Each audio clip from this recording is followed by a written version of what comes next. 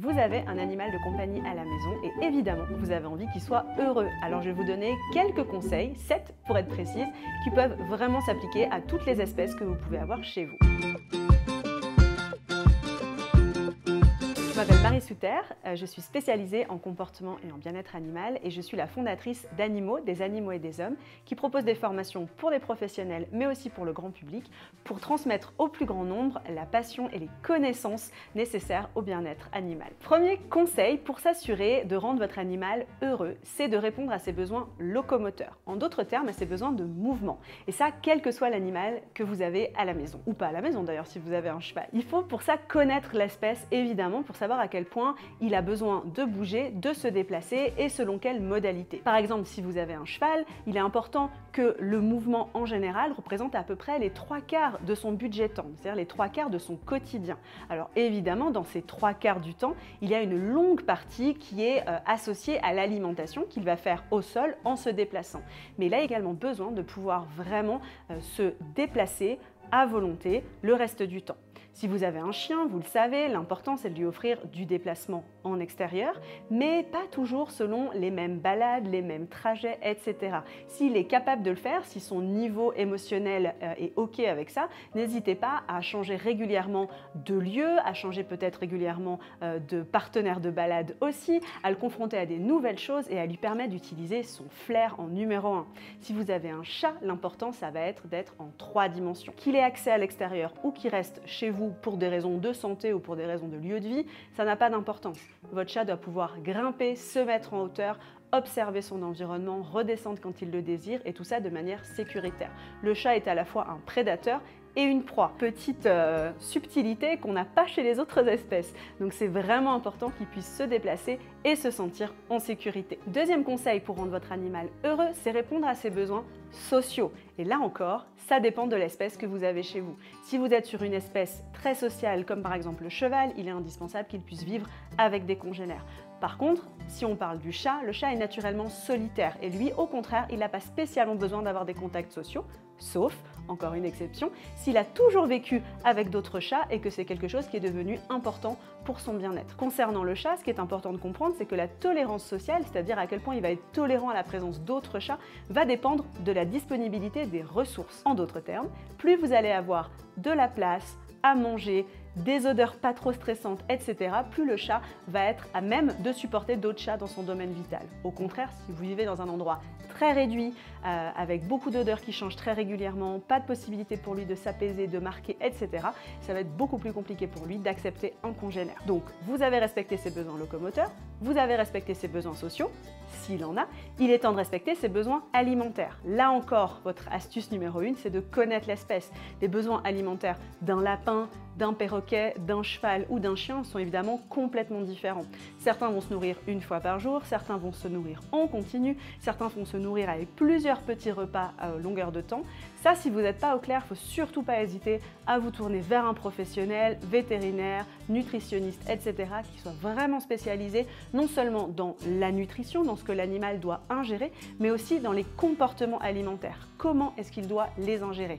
À quelle hauteur? À quelle fréquence? Dans quel type de contenant, etc., etc. Une fois que vous avez respecté les besoins locomoteurs, les besoins sociaux, les besoins alimentaires, il est temps de parler de la relation. Votre relation doit être la plus sereine et la plus harmonieuse possible. Vous allez me dire que c'est évident. Mais en fait, ce qui est important de comprendre, c'est que l'intégralité de votre environnement va impacter cette relation. Si par exemple, vous avez un animal qui a un tempérament un peu timide, qui a tendance à se replier sur lui-même, etc., et que vous lui demandez de vivre dans un environnement où il y a 6 enfants, une télé allumée en permanence, des allers-retours toute la journée et d'autres animaux, par exemple 3 chiens et un coq qui passent leur vie à passer sur la terrasse, ça peut être extrêmement compliqué pour lui de supporter et vraiment d'être dans une situation de bien-être optimale. Donc avoir une relation sereine et harmonieuse, ça passe évidemment par vous, parce que vous allez apprendre sur l'animal et par les efforts que vous allez faire, mais ça passe aussi par la mise en place d'un environnement qui soit approprié et qui soit adapté à ses besoins en termes de repos, en termes d'aliments, nous l'avons dit, en termes de relations sociales, etc., etc. Point suivant, Maintenant, si vous avez décidé de travailler votre animal ou en tout cas de faire des petites séances d'éducation, et ça de nouveau, quelle que soit l'espèce avec laquelle vous vivez, vous pouvez tout à fait faire des séances d'éducation avec votre lapin, votre poule, évidemment votre chien, votre chat, etc.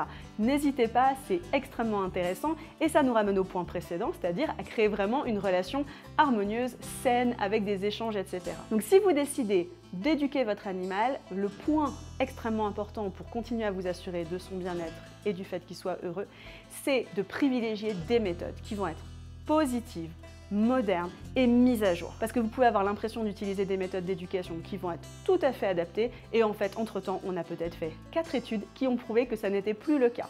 Les sciences du comportement et les sciences de l'éducation animale, de l'entraînement animal sont en perpétuelle évolution. Se tenir à jour, c'est compliqué, ça prend du temps, ça demande de l'énergie et ça demande de l'argent. Vous pouvez le faire vous, bien sûr, mais vous pouvez aussi vous faire entourer par des professionnels compétents qui sauront vous conseiller des bons exercices adaptés à votre animal, adaptés à ses préférences individuelles et adaptés aussi à vous, à vos contraintes et à vos objectifs. 6e conseil pour rendre votre animal heureux, il a l'air simple, il a l'air basique, il ne l'est pas, c'est de lui offrir du temps, mais du vrai temps. Combien de fois est-ce qu'on peut voir des chiens qui, par exemple, sont sortis 3 ou 4 fois par jour, mais par un humain qui est sur son téléphone à longueur de temps? Ou quelqu'un qui va absolument décider à un moment donné qu'il a envie de caresser son chat parce qu'il n'a pas été là de la journée et qui du coup va forcer les caresses et avoir un chat qui potentiellement va le griffer, le mordre, etc. Ça, c'est pas ce qu'on appelle donner de son temps. Donner du temps, c'est donner du temps exclusif, du temps où il n'y a pas de distraction, il n'y a personne d'autre pour vous embêter, pas d'écran, vous pensez plus à votre boulot, vous pensez à l'animal qui est face à vous. En fait, comme vous le feriez dans votre couple ou avec vos enfants. Si vous donnez du temps à vos enfants uniquement quand vous êtes en train de regarder la télé, vous savez très bien que c'est pas comme ça que vous allez créer une relation harmonieuse et confortable. Et accessoirement, vous risquez de louper pas mal de messages et pas mal d'infos. Votre animal, il vous parle en permanence, dans sa manière de vous regarder, dans sa manière de se méfier de vous peut-être, ou au contraire de réclamer votre contact, dans sa manière d'aller se nourrir ou au contraire de ne pas y aller, etc. etc. Donc l'observer, passer du temps réellement avec lui, c'est vraiment une clé indispensable pour son bonheur à lui, mais aussi pour la sérénité de votre relation sur le long terme. Dernier conseil, 7e conseil pour rendre votre animal heureux, c'est un conseil qui a l'air un petit peu paradoxal par rapport au précédent, mais qui en fait est lié. C'est aussi de laisser la possibilité à votre animal d'être seul. En tant qu'humain, surtout si on a tendance à travailler à la maison, peut-être qu'on vit tout seul, etc., on peut avoir tendance à être très proche de son animal, voire très fusionnel. On a vraiment ces réflexes de primates, vous savez, de vouloir les prendre, les caresser, on veut qu'ils nous aiment, on veut qu'ils soient collés à nous, etc. Mais ça, c'est vraiment notre problématique de primates et pas du tout celle des animaux qui nous entourent. Donc c'est extrêmement sain et important de laisser la possibilité à votre animal déjà de vivre comme un animal. Si je reprends l'exemple des chevaux par exemple, c'est normal et ok si votre cheval ne vient pas forcément vous voir en courant à chaque fois que vous arrivez au pré. Ce qui est important, c'est qu'il ait une vie stable, agréable, confortable avec ses congénères. Ce qui serait anormal, c'est qu'il refuse d'aller vers ses congénères et qu'il préfère être vers vous et venir vers vous en permanence. Donc ça, c'est hyper important de l'avoir en tête. Si je pense chien et chat, ils ont besoin de beaucoup de repos dans la journée. Ils ne dorment pas du tout selon les mêmes cycles de sommeil que nous. Ils peuvent dormir finalement à n'importe quel moment du jour et de la nuit.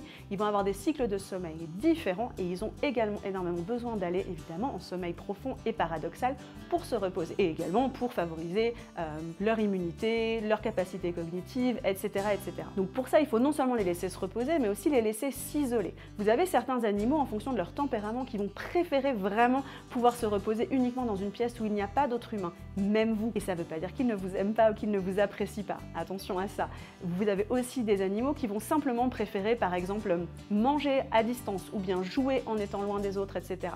Ça peut être par crainte, ça peut être pour des problématiques passées, ça peut être pour des choses qui ont pu, qui ont pu impacter son comportement actuel. L'important, c'est simplement de leur laisser cette possibilité-là.